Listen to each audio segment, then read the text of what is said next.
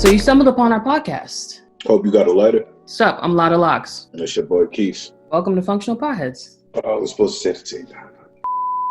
Ready? 1, 2, 3. Welcome to Functional Potheads. We're so trash at this. We're going to get it right by the next episode. Eventually, it's the first time. Yeah, for sure. And it's a little bit harder to do via Zoom, I would say, everybody. But welcome to season 2 of Functional Potheads. And as you can see, your boy Quise made it on here permanently. Gang. Such a good guest host. So we will be chatting every episode. And then sometimes we'll be chatting with individuals in the industry or auxiliary to the cannabis industry that we feel is valuable to the show. So with that, what you smoking on? Today I have some GG4 from Northwest Nectar. Clean, sustainable farm. Shout out to those guys. And some breakfast kush from Doc Yeti. First time having Doc Yeti, so it should be interesting. That sounds delicious. I am about to light up some frosted lemons by Gabriel. I love Gabriel. I haven't had Gabriel in a while. Yeah, right. That's how I felt when I went to the shop. Cute little bud tender was like, "Oh, we just got this in. It's my favorite from them. You should try it." I was like, "All right." Nah, that Gummo's a shit. Yeah? The Gummo and the Sunny G. Oh, okay. Sunny G is fuego. I believe the Sunny G is their Gummo and Sunset Sherbet Cross. You know, they put all these names on it, but then at the end of the day, like you call the strain Gummo, but there's obviously background genetics. So you when you're really trying to track the effects of the strain, you want to know what the parents are. And yeah, I know that's a secret sometimes, but as an enthusiast, I want to know. I feel like all farms should start doing either lineage or effects. You know what I mean? If you're not going to give lineage to be able to trace like what is what, for me to be able to say, all right, I want to smoke this because it's really good for like my muscles. I'm really, really tight in the muscles, and this has really good muscle relaxation qualities. Like gave me in a blackberry kush. Like, yeah. There's probably 1 billion strands out there right now that are blackberry kush offsprings, but I would never know that shit because people don't put it on their packaging. Exactly. How am I supposed to know? I know you want to save label space, but like a QR code is changing the game to everything. You really just got to upload it and create a QR code. And then you're saving your label space, and consumers like Quise and myself could find out what we need to know when we want to use your product. That would bring the recreational industry to the level of medicinal in that sense. You know what I mean? Like, you're providing the same quality information that you would hope a consumer of cannabis could have.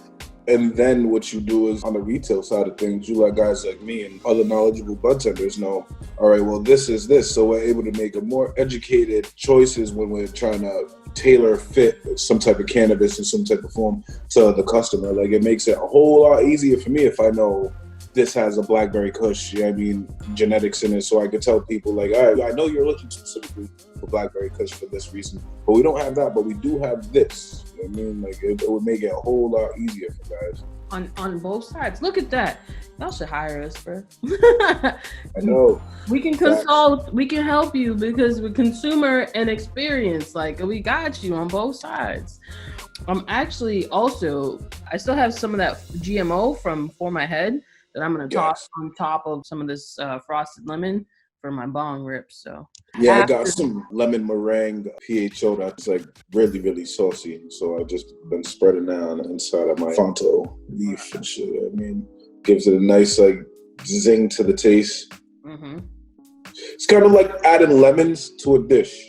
It elevates a certain taste that you weren't previously tasting from, you know what I mean, that bud, you know what I mean, prior to fucking adding it. So. And it helps seal the leaf, right? Yep. Keeps it nice and tight. Tips, we got you. And if you don't know what he just said, if you're confused, Fronto. Gang. Okay. All right. So, how has weed helped you recently then? Weed has helped me recently. It's crazy. I've recently been diagnosed with high blood pressure. So stress and hypertension is a major issue. So I've been looking into CBD relief and THC relief for that. Like I smoke like a fucking chimney all day. So, I mean, I tend to keep stress levels down, but I've been mixing a lot more CBD, RSOs, and CB cannabis into the mix because I feel like that adds like that added, like, you know what I mean? I totally like get it. it's hard to be stressed like when you're stoned and like you have like a decent amount of CBD in the system. Everything is relaxed, and I will say like I agree with that 100% because since we last recorded an episode, I went through a bilateral breast reduction, so I had surgery, and I would say cannabis brought me through that entire process. I do not do well on opioids at all, and I know you was fucked up a few times that I seen you. Yeah, they weren't for me. And I let it be known, I was only on those opioids for 6 days. And by day 3, because I was forcing myself to come off of it during daytime, I was going through withdrawal symptoms, had night terrors. So when I was able to transition fully on day 6 to cannabis, it made my recovery so much better. I, thanks to your help, got into like a bunch of edibles, and I created this little system through my day that I just need to keep up, which is like I do my morning meditation. I got my nightcap / like leftover joint from the night before to smoke, take at least 1 10 milligram edible in the morning, continue with my day, midday, roll up, get my next one. And I like it decreased the amount of cannabis I actually had to smoke, but there was never a dipping period.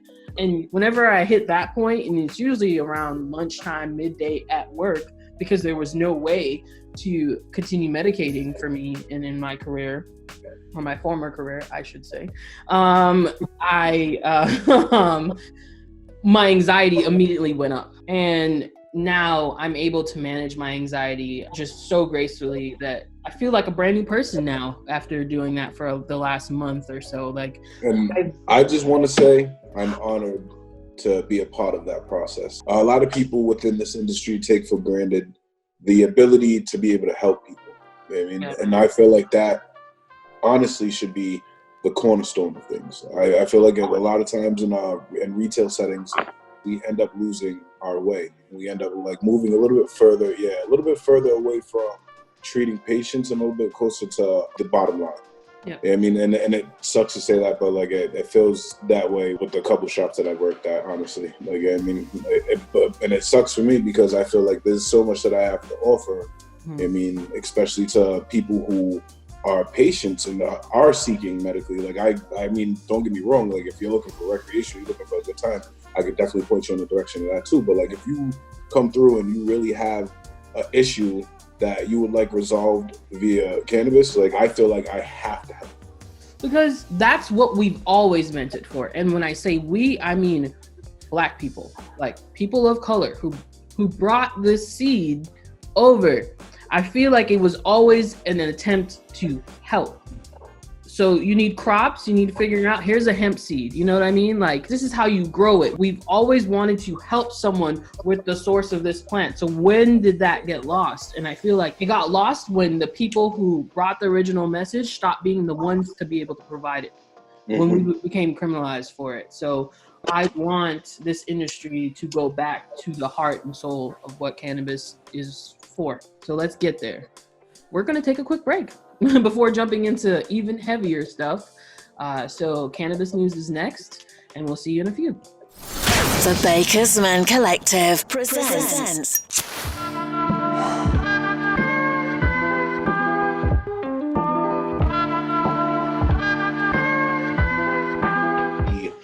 And we're back with Functional Potheads Podcast and our segment called Cannabis News. So there's been a lot of talk about Jamaica's medical marijuana industry and what's been going down out there. At least a lot of talk recently because of new plans by their prime minister to increase their tourism. So I just wanted to chat about it a little bit.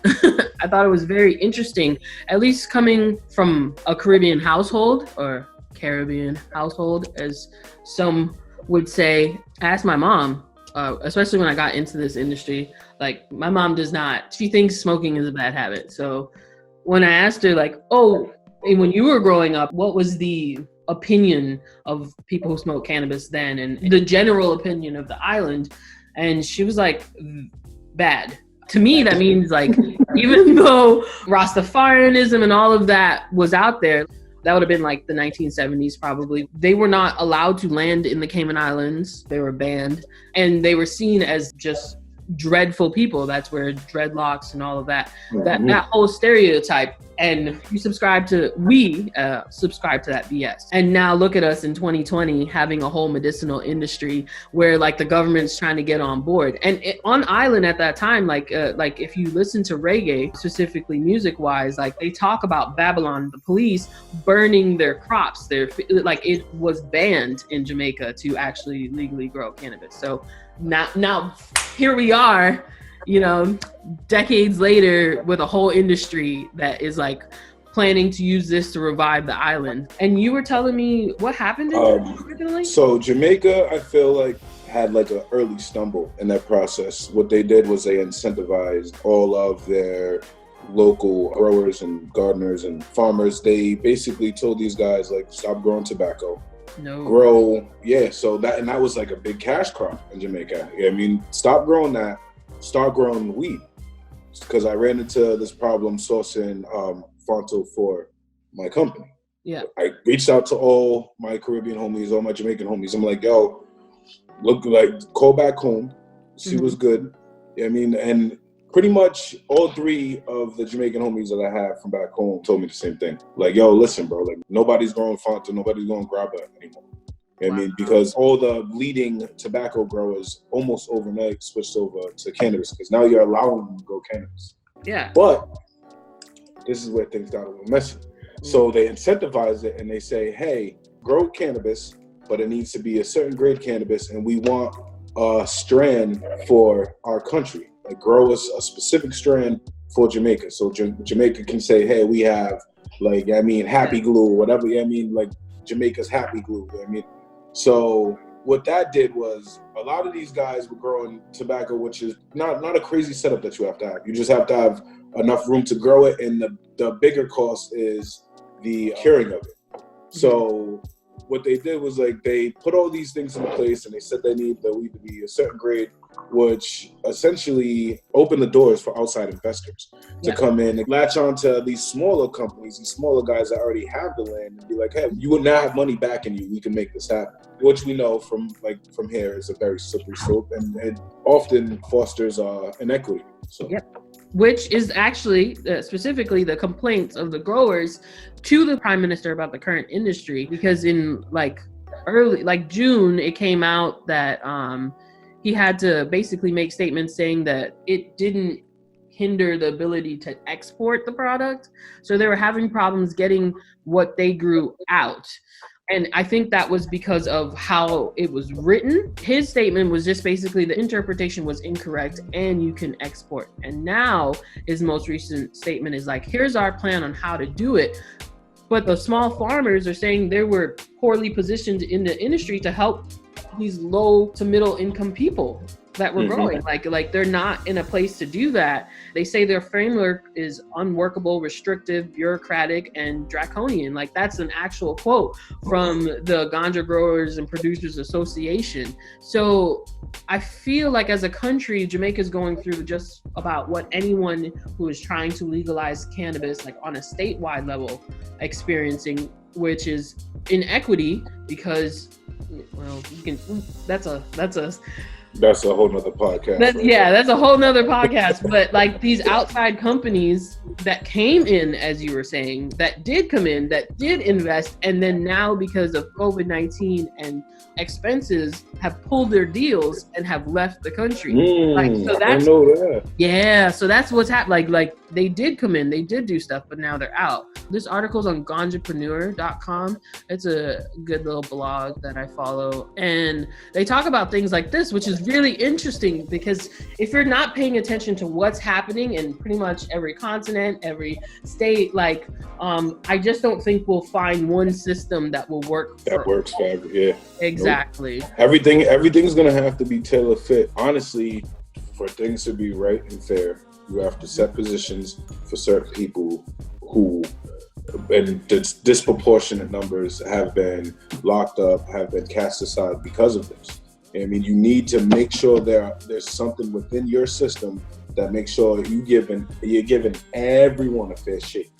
Mm-hmm. I mean, like, as soon as you let the big wigs and these guys that have money, as soon as you let these guys come in and start running everything, that's when everything's going to get mucked up, because what money brings lawyers, and these guys think they deserve certain things and they're going to push for certain things. And sometimes states bend at their will, because it's like, well, what else are we going to do? You know what I mean? What other way can we go with this? And then they end up enacting and putting in place rules and regulations that just aren't like feasible. Like, there's no possible way that me at a eighth of the capacity of this bigger company can compete, like, when it comes to, like, you wanting things to be processed or you wanting things to be shipped out in certain ways.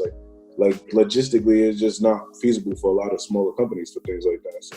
Mm-hmm. I think that's what they're saying, because most recently what happened is that they came out with their new plan to revise their cultivation and processing. So the new rules are about quality control, consistency, compliance, which really shouldn't have been new. It should have been what you did when you implemented this program. Mm-hmm. But the plan is to align Jamaica's cannabis industry with the international best practices, which would boost attractiveness for medical exportation, basically. So I appreciate an overhaul and admitting when your system is failing. Maybe reparations for the people who have invested thus far and have suffered because you failed would be a great idea. Mm-hmm. Like, as a country, I understand Jamaica not being wealthy, so paying them out couldn't be available, but maybe people who are already established, the next year of fees is waived or something. You can find it in a way to help them out, because you set them up to fail from jump. Had you understood what you were doing, they wouldn't be experiencing what they're experiencing. So there. The next topic that I wanted to discuss was a recent survey on cannabis consumption in Canada, I believe, is telling us that the preferred method of consumption, vaporizers had like a big chunk of the market already. 56% of people saying that they prefer vaporizing. But since quarantine, the numbers have jumped from 56 to 73. Yeah. So that's like basically, like, I mean, 3/4 of the market almost is vaporizers. Because I feel like it's easier to hide. It's like a vape cartridge is easier to put in your pocket and take about you on your day.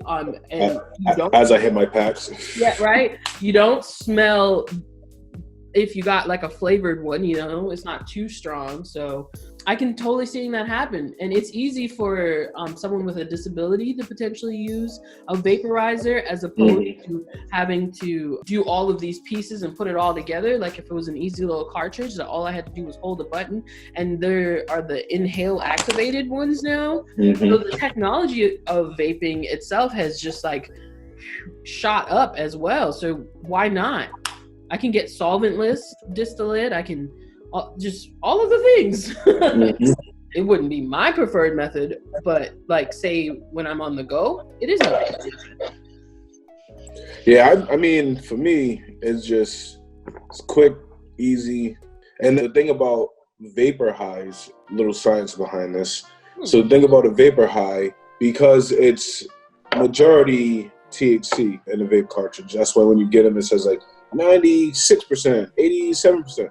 And when you get bud, it's usually like 21%. Yeah. Because in bud, there are a lot of other components. Terpenes, flavonoids, tanners, like all these different cannabinoids are present in bud. A lot of times with vape, they take a raw product and they essentially refine that product, and you lose a lot of the plant's identity. You lose a lot of those other cannabinoids. So what happens is when you hit a vape, instead of getting a bunch of different cannabinoids, you're getting a majority of THC, and so that high feeling hits really, really quick.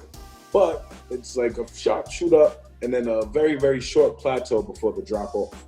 Rather than when you smoke weed, it's kind of like a build up before hitting your plateau. And the plateau's pretty decent lasting, and then there's a gradual drop. I mean, with vapes, it's like sharp shoot up, I'm high as hell, now I'm chilling. You know what I mean? Yeah. Like, you don't have to really commit to like a whole like couple hours of being stoned out of your mind. Speak to him. And people need that right now, man. People are like, I feel fucking trapped in my house. 4 Zoom meetings. Times. My friend was telling me, like, he was ranting on his, not just me, telling the world, ranting on his Instagram, shout out Mr. Marvel, about how many Zoom meetings he's in, and some of them he doesn't even need to be in, and like his anxiety and all this stuff. And I'm like, dang, in between meetings, I would definitely be ripping. Banging a vape. Yeah, I don't got enough time to smoke an L. I'm definitely not banging a vape. Yeah. Sure. That'd be the right place, because when I converted to a telework model, I was at like peak level of anxiety, because his reasoning, and it was a great explanation, is that where you had your leisure time is now your office, and the blurring of the lines for you when you end your workday. And I was like, exactly, like, so where I'm supposed to be most peaceful at, I am now maximum level of stress. That can mess with a person's psyche. And another point of his was that burnout was listed by the WHO as a pandemic. It was a real thing. So people are going through COVID, if you're Black, racism, and burnout. Which is why all of a sudden in the news, cannabis is like, studies show that people are using it more now, and all of this as a result of what we're going through in the world. It's like, nada. Because they need it, goddammit. Exactly. Then why isn't it federal? When you see this, like, what's the holdup? And I'm not gonna lie, I'm a little scared of like federal legalization. Me too. Because I feel like that is now. Like, if it doesn't come with let me growing and regulating my own shit, I have a very, very overwhelming feeling that will not be the case. Like, because it's just like the prohibition with alcohol. Once they like decided to legalize and control alcohol, they legalize and they control alcohol. You know what I mean? Like, it's still illegal today. Like, they still going out and busting stills like in the middle of Kentucky forest and shit like that, because they don't want people basically disrupting the alcohol industry, which has really powerful and sometimes evil lobbyists. You know what I mean? So, like, I really fear for, you know what I mean, cannabis to have to walk down that same road. And I fear that walking down that same road, coming out on the other side, it will not be the same thing. You know what I mean? Especially with the administration that we have now. I don't want it. Here's the thing. If you look at all the trust fund babies that have gone into the cannabis industry with their idea of how to run it like a company, where are they right now? How many of them are getting in trouble because they were spending things improperly, and their products trash, they're testing poorly, like, because they don't know what they're doing. They don't know what they're doing. You guys don't know what you're doing. Talk to the community. And until you do that, until you literally make a space for us, it's going to fail. And to that is my next point. I was reading this MJ Biz Daily article, and it was titled "Taxation but No Representation: The U.S. Cannabis Industry's Double Standard." And I thought, yes, that's a title for you, because they sent a letter mid-May to Trump. I refuse to call you the title that they've given you. And the letter, which was basically voicing a growing sentiment in the marijuana industry, where a group of Americans who have full taxation, which is they're taxing the hell, they make millions of dollars taxing recreational cannabis industries. But we can't even get loans that we need. We're treated as second-class citizens. That's his statement. And I feel to ways about it. I agree with him. Like, if I'm paying my taxes and I'm open during the pandemic and I have seen a loss somewhere, and probably because of poor business management, not proper investment in setting up your situation the way it was, because people are buying weed. But for the farmers per se that are still paying all of these things, doing all these things, I need to be able to continue paying my employees. Why can't I apply for loans?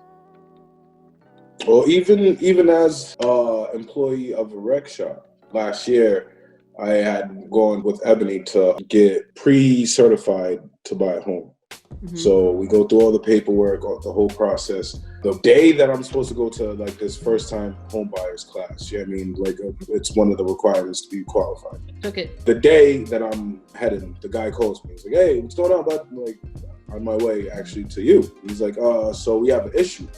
Because you work at a I-502 dispensary, we can't give you a loan.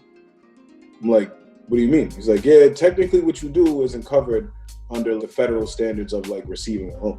You work at a cannabis shop, and cannabis is federally illegal. We are a federally funded bank. So because of that, we can't do business with you. Basically what he was saying is, if I did business with you, I could possibly lose millions of dollars. So peace out, nigga.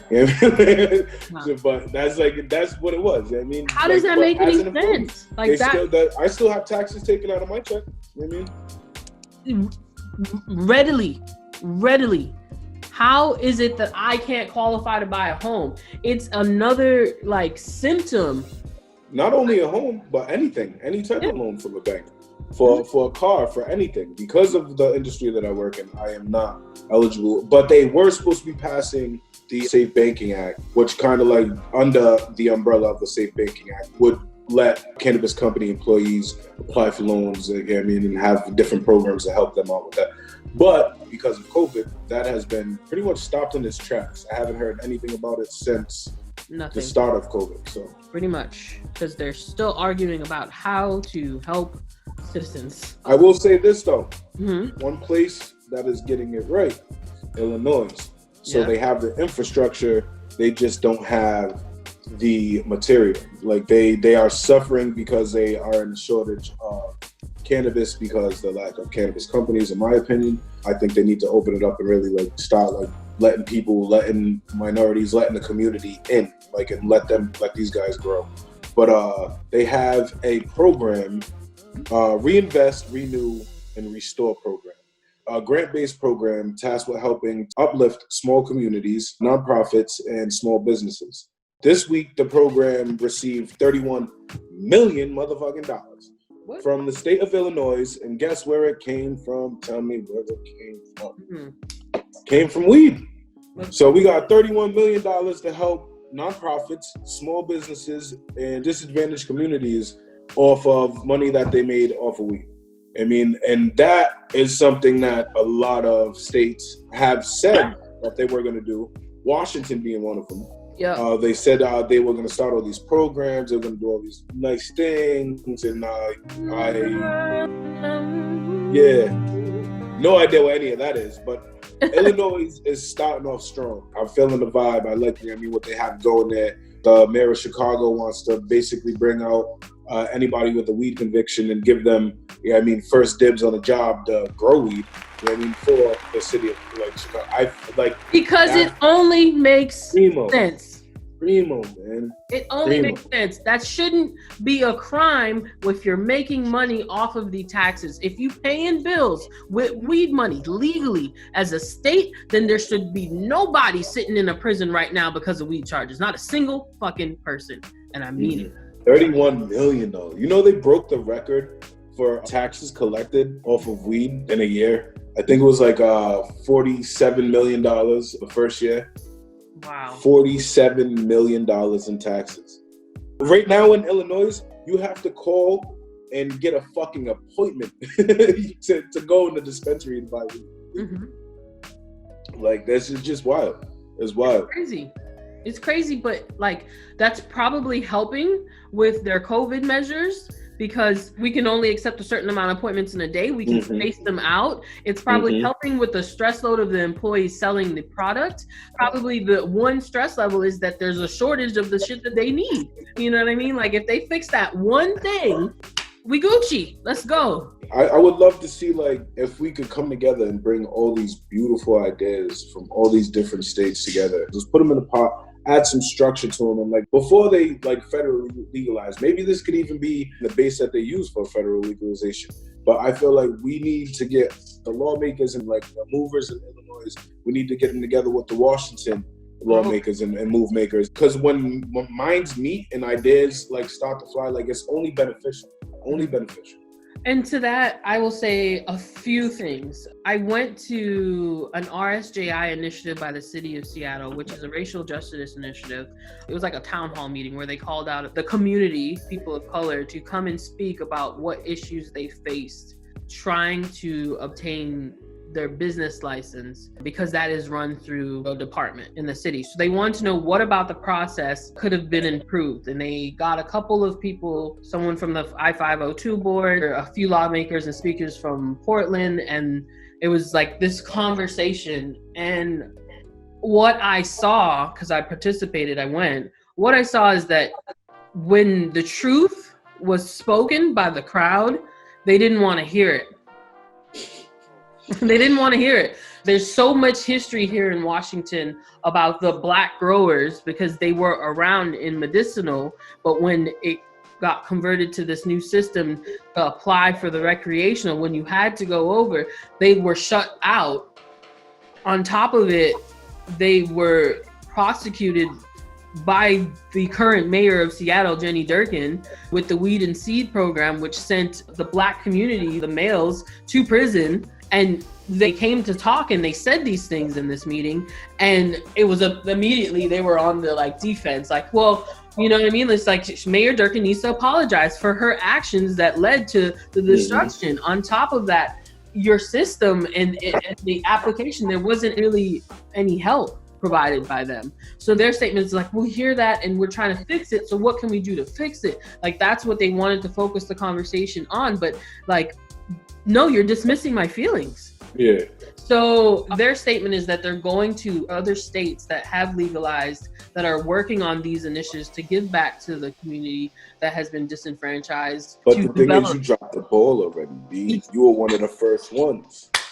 Why are you going backwards? You had the opportunity to set precedents.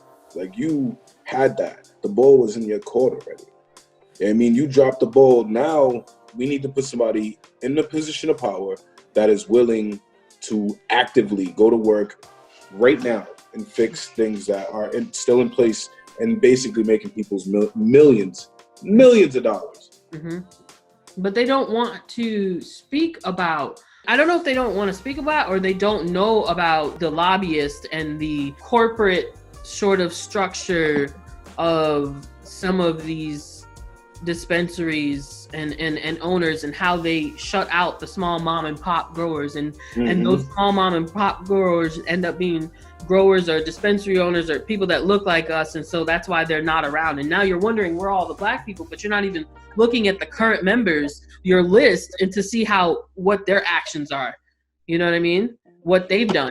So it's mind-boggling to me to come here in 2016 and just talk to people and find all of this out, gain all of this knowledge, and you're like, well, what's going on? Oh, I wonder what's happening. Like, what? That's so stupid. You just wasn't talking to nobody. You wasn't listening to nobody. Because if you were listening, you would have been able to avoid all of this. Ugh, my frustration. I am in a good place right now. I'm real high and I'm loving this conversation. So I'm hoping y'all are loving it too, because there's so much to digest in the news every single day. And I wish that people who smoked cannabis would pay attention to news about the cannabis industry. But I understand, like if you got kids and things going on, you can only listen to like school news and focus on that stuff, or or daily closures. Focus on that stuff. Plus, maybe you might be avoiding the news altogether. I also understand. But tune into my podcast. Hopefully it's interesting and I can summarize it and give you the game of what's happening. Our podcast, should I say. All right. In Pennsylvania right now, they are looking to pass laws that basically protect their medical patients, because Pennsylvania has this zero tolerance policy on driving while high. Everybody that knows weed knows that testing for weed is like the biggest middle finger to somebody who smokes weed. Yeah. Because any other stimulant that you can take pretty much runs its course and is out of your body like within like the longest a week. Cannabis, on the other hand, tends to latch onto the fat cells and stick around for a little bit longer, sometimes from like 26 to around like 35 days, depending on fat content. So this policy that they have basically is stating, if we pull you over and you have a cannabis card, you will be liable to be arrested for testing, you know what I mean? And then pending that testing, charged for driving under the influence. Yeah, so the lawmakers in Pennsylvania are like rushing to basically, because it's still a fairly new thing in Pennsylvania. They're rushing to the aid of their patients and trying to put some type of law that like gives them some type of added layer of protection between them and being prosecuted for basically taking the medication. So it should be very interesting to see how that unfolds. Like, it sucks. It's going to be a legal precedent. This is going to set legal precedents, like the whole difference between cannabis, hemp being less than 2% THC. Like that's 0.03. Some shit. Bullshit ass numbers. Genetically, it's the same shit. You know what I mean? Like whatever. It's going to be another thing that they're going to take and run with. The states that aren't actually talking to their community and developing a plan, they're like just looking to see what other states is doing and seeing if that's working and okay, that's cool, and running with it, like Florida. I just wish guys would stop fucking criminalizing people when all studies are telling you right now that it's something that is helping them in this current time, and you're just wanting to put them at risk. Like, you're gonna keep them out of a job with a DUI. Like, you're gonna, you know what I mean? That's expensive. And this is the thing. This is the crazy thing. So you could get a DUI for smoking a joint fucking 3 weeks ago, because they're gonna test you and it's gonna come up positive for THC, which then I'd be like, well, see, he was high when he was driving, because they're not so far advanced at the testing levels, and they're testing you like now and like a few days from now to see what they're not doing that. And they're not investing money into that science. They're not even trying to change it. People keep telling you it's fucking wrong, and you're not even trying to work on it. Why? Because of federalization. It's bullshit, bro. It's a scam. It's a fucking scam. Just, if you don't want to do it, if you don't want to listen to the people who have been doing it, then just let us run our own shit and stop throwing us in jail. Like, let me do my own fucking thing and shell you out some tax money, right? And leave me the fuck alone, bro. Like that's kind of how I feel with it. I'm so done. I'm sorry to cut you off, but it's like, nah, it's all good. When it's passion, it's passion. It's just our favorite. It's crazy. I'm hoping that Pennsylvania gets this right for our people that are out there participating in that program, because it could be life-changing, honestly. Like, this could be something where you go out and you smoked a joint like a few hours ago, you get pulled over, they see you have a medical card, and potentially with the climate that the world is in right now, you potentially lose your life. Yeah. You know what I mean? Because of this. It's crazy to be developing systems for people to pay you for it and continue the war on drugs. All right, and with that wraps up the cannabis news section. Since we have sort of a little professor here, information, added a new segment to the show called Terps Talk. Terps be talking. Just on the intro of this for you guys, terps, short for terpenes, they are a large, diverse class of organic compounds produced by a variety of plants, sometimes insects, and it is the belief of a lot of people that terps talk to your brain. First terp I'd like to talk about today would be caryophyllene. Caryophyllene is a spicier terp, tends to be more of like a peppery clove, sometimes like a earthiness of a hop. And caryophyllene is connected with relaxation. So aromatherapy is a really big thing. It would basically be the same thing, but with your weed. Mm-hmm. So, yeah, I mean, you're getting those certain aromas, you're getting those certain tastes, and the brain is responding in occasions. You know what I mean? So this will be a new segment that we will be talking about. So every episode, I will try to drop a new terpene and some knowledge for you on that. What up? Terp talk. Boom, we got you. Okay, a little bit of education. We're going to take a quick break and we'll come back with our final segment of the day. The Baker's Man Collective presents.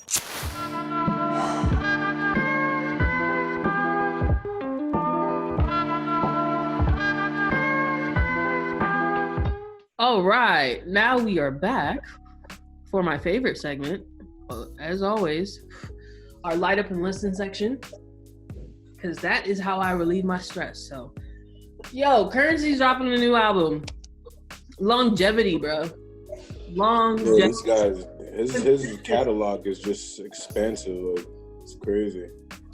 I saw a post from Respect My Region about what the heck is his name? His group is the Bobby Soxers, and he raps about being half black, half white. Logic. Kyle? Boom. Logic. He is retiring from music, so he claims, after he drops his final album on the 24th. And so it was kind of like, how do you feel about it? And I was like, I don't think it's going to matter in the streets, really. Like, Currency's dropping an album. I honestly...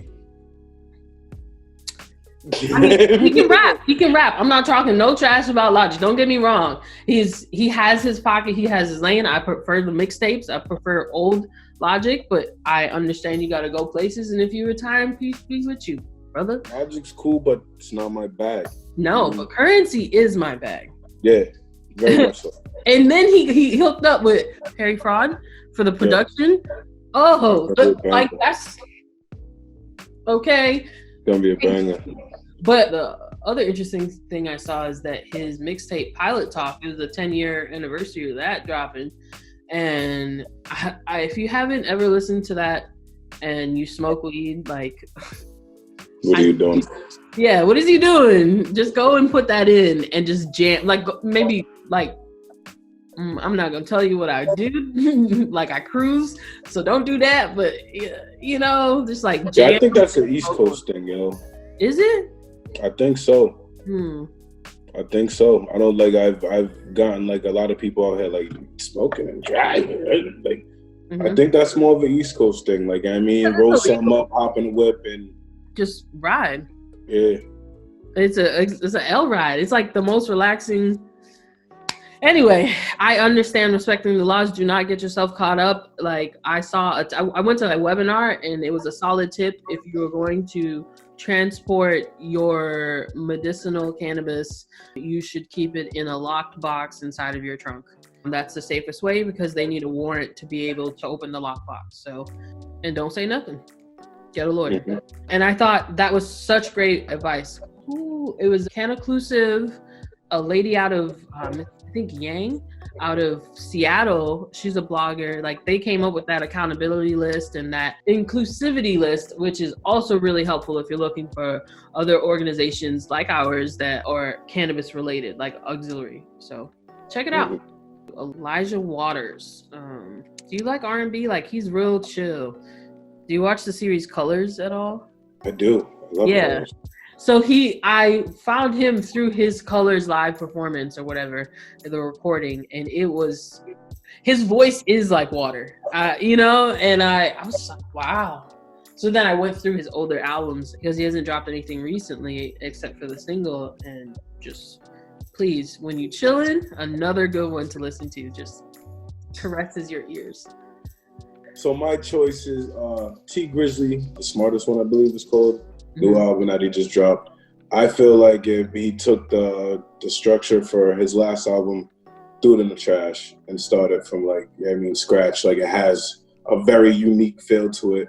And it shows like him as a person. I mean, like he talks gangster shit, but he's a goofy motherfucker. Like, he has a whole song where he talks about his preference in like fast food and shit. Like, you know what I mean, like that the whole song about it. You know what I mean? Like if you put hot sauce on your chicken, you're winning.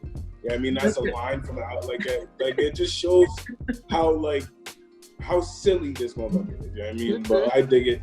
And then Joey Badass and Chef G just dropped EPs like. When I saw you put that there, I was like, how did I not know this? Yeah. I really questioned how much I love music at that moment that I missed Joey Badass dropping it out. Yo, they didn't publicize it. It wasn't on like any of the streaming platforms, like new albums, like listed. Like it was, like, you had to go to the genre of hip hop and hit like new albums in the genre of hip hop. Wow. I mean, and even then, like it just dropped. Even then, it was like a few like slots down. I feel like that, even being an EP, is something that you should like. I mean, Joey Badass is Joey Badass. Exactly. But that shit's gas, and it's centered around the single off of it. I don't remember the name of it right now. And then Chef G, who just dropped the album last month, just dropped the EP for the streets real quick. You know, I like my New York niggas. I mean, so that's what I'm bumping. Buju Banton. Buju. He made it out. He made it out of jail, and then dropped an album 10 years after, you know, the last time he's done one, called Upside Down 2020, and it was everything we really, really needed. And I didn't know, again, where's the publicity on this momentous occasion? I didn't know he dropped an album until I watched a clip of him speaking to the Breakfast Club, and they mentioned it, and it helped me through this morning. I love it. I love it. Shit's a banger. It has like a lot of different feels on it too. It's all of the feels of him. Yeah, and he didn't skimp on the tracks either. Nothing. He gave it to you. You wanted an album. You waited 10 years for an album. Here's every kind of Buju Banton song you've ever liked. Yeah. Here it is, bro. I'm going to go sit down. And then if you watch that clip, I actually want to watch his whole Breakfast Club interview, because the clip I watched was so, it was everything. It honestly reminded me, I don't want to make comparisons, but the feeling I have when I watch and I listen to him talk and him educate you is the feeling I have when I watch clips of Bob Marley.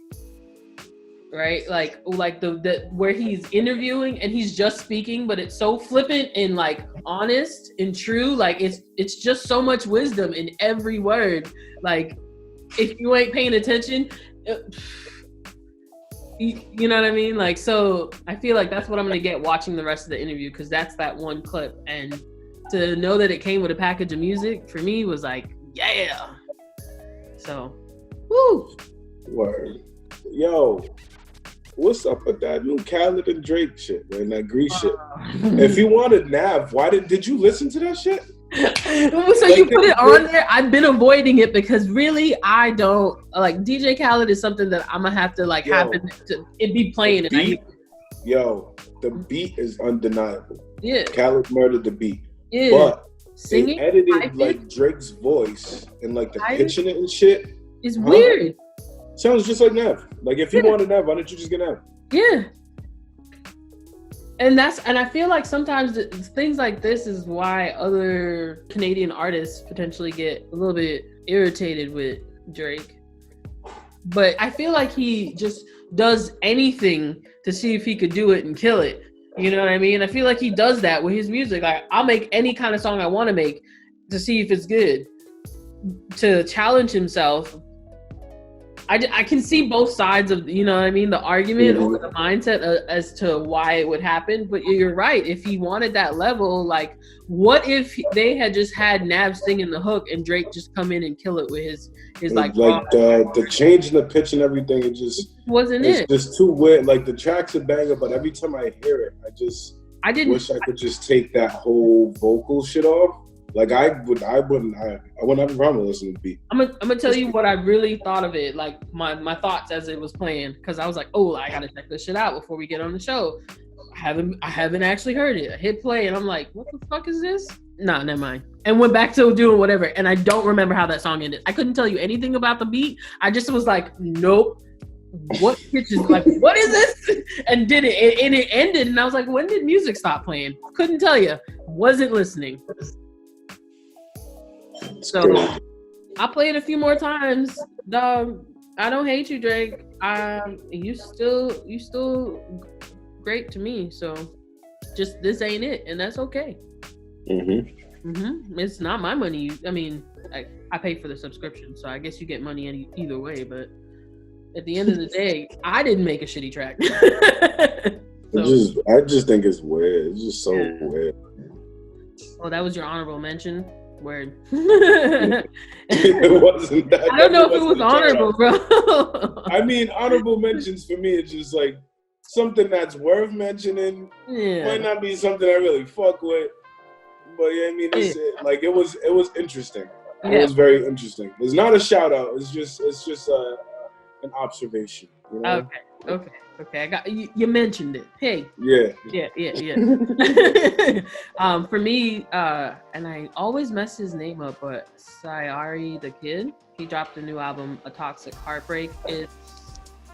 It's a good one. I love his music. I don't want to say he's like a singing, rapping type dude, but I don't know. He's an artist, and the music. He's smooth. I've heard a few. You know what I'm saying? Like, you see what I'm saying? He flows. Yeah. He's like R&B peanut butter. Yeah. He's smooth with it, you know? Yeah.